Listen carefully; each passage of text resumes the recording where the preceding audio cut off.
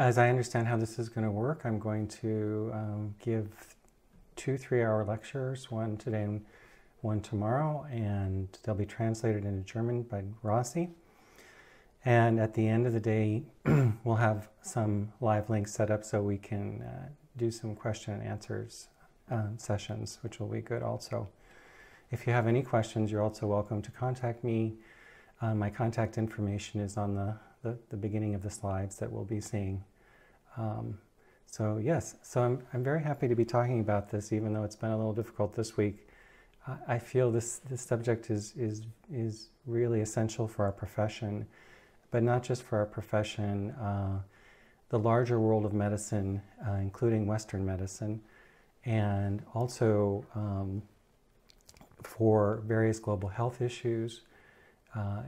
This information is very critical. When we look at the Neijing as a subject, there's basically 5 spheres of interest that we can see with the Neijing. The first is the interest in the Neijing as an old text of medicine. How do we translate it? What are the techniques? This is pretty much what most people would think of when they think of going to study the Neijing, but it's only one of several. The second would be, what role does the Neijing play for our profession? So in one sense, our profession is doing fairly well. There are practitioners all over the world. People are helped every day by this medicine. There's lots of interesting topics to study and discuss as you're doing this week. But if we step back a little bit and look at the profession, we wouldn't give it altogether an A+ in terms of its health. I would give it something more like a B-. There are several problems right now. The ability for schools to flourish and be successful is difficult.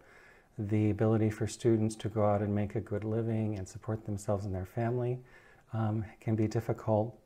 There are difficulties with how Chinese medicine interacts with other disciplines, such as Western science. How we answer our skeptics has been a little problematic. So there's some ways in which the profession is not flourishing completely. I'd say it's a healthy old tree, but it's a little dry, is how I would put it. And so another subject of interest is how the study of the Neijing can influence our profession. A third would be how the Neijing can influence global health conditions. And this is really an interest of mine. So there's a lot of information in the Neijing about how to treat global health conditions. I'm talking about malaria, tuberculosis, cancer, heart disease, both by giving us an approach to these diseases directly, for example, the treatment of malaria with acupuncture, but also in terms of the way, the theories they give us about how to approach these diseases. As we're going to talk about today and tomorrow, I believe that the Neijing gives us a new way of looking at illnesses that is really brings back a fundamental piece that's been missing. And because these techniques can be used all over the world and cost little and have few side effects, the implications for this is quite large. Then the fourth sphere is how we do science.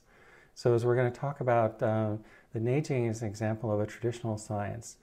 And it stands in contradiction to Western science. So these are, one is not right, one is not wrong, but they're two different scientific cultures.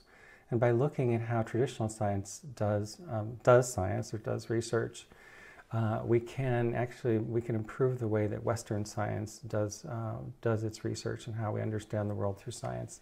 And right now that's a very big issue because Western science is really met a stumbling block that revolves around the issues of how it deals with change and complexity, and we'll talk about this.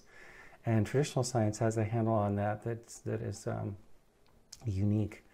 And then the last sphere of interest around the Neijing is how do we understand what it means to be human and live in the natural world. The Neijing has a lot to say about what it means to be a human being, the purposes of what our life should be, but also what our relationship to the natural world is. And so right now, as we see so many things happen with environmental problems and global warming and etc., a lot of this happens because we misunderstand the natural world on a very fundamental level.